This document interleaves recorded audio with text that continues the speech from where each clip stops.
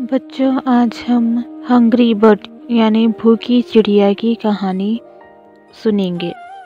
सालों पहले एक घंटाघर में टिंकू चिड़िया अपने माता पिता और 5 भाइयों के साथ रहती थी।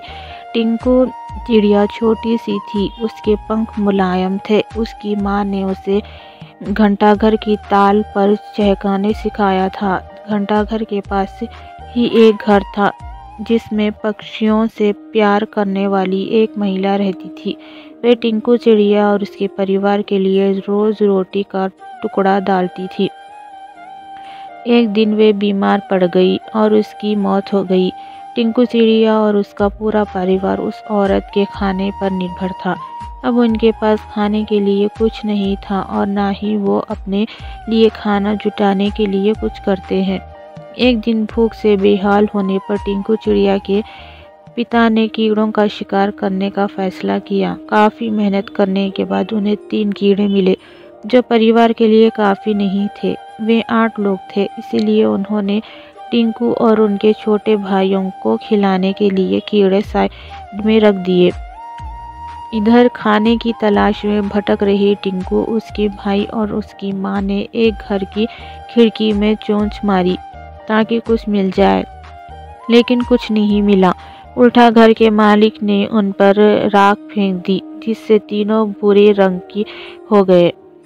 उधर काफ़ी तलाश करने के बाद टिंकू के पिता को एक ऐसी जगह मिली जहां काफ़ी संख्या में कीड़े थे। उनके कई दिनों के खाने का इंतज़ाम हो चुका था। वे जब खुशी खुशी घर पहुंचा तो वहां कोई नहीं मिला। वे परेशान हो गया। तभी टिंकू चिड़िया, उसका भाई और माँ वापस लौटे तो पिता ने उन्हें पहचान नहीं पाए और गुस्से में उन्होंने सबको भगा दिया। टिंकू ने पिता को समझाने की काफ़ी कोशिश की। उसने बार बार बताया कि किसी ने उनके ऊपर रंग फेंका है, लेकिन टिंकू के हाथ असफलता ही लगी। उसकी माँ और भाई भी निराश हो गए, लेकिन टिंकू ने हार नहीं मानी। वे उन्हें लेकर तालाब के पास गई और नहलाकर सबकी राख हटा दी। तीनों अब अपने पुराने रूप में आ गए। अब टिंकू के पिता ने भी उन्हें पहचान लिया और माफ़ी मांगी। अब सब मिलकर खुशी खुशी एक साथ रहने लगे। उनके पास खाने की भी कमी नहीं थी। बच्चों, कहानी की सीख ये है कि कभी भी किसी पर पूरी तरह निर्भर नहीं रहना चाहिए। इंसान को खुद मेहनत करके अपनी ज़रूरत की चीज़ों को जुटाना चाहिए।